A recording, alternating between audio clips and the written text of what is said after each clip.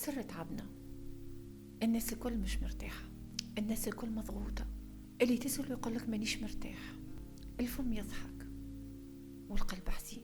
أما حد ما زل روحه علاش ولا كيفاش؟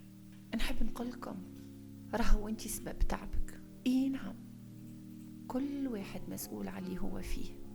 نحب نقولك راك انتي نتاج أفكارك ونسيج عواطفك. كل شيء يبدأ بفكرة منك، فكرتك تولي إحساس، وإحساسك يولي سلوكك، وسلوكك يولي طبيعة فيك، وطبيعتك تقرر مصيرك.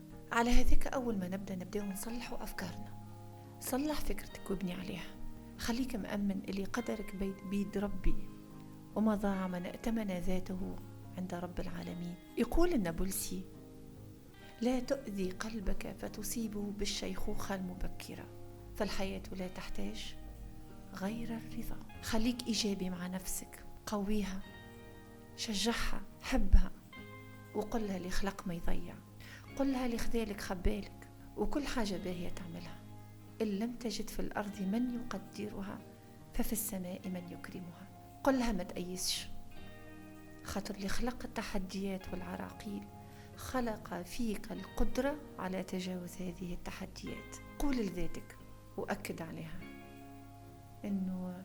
إن الله لا يغير ما بقوم حتى يغيروا ما بأنفسهم.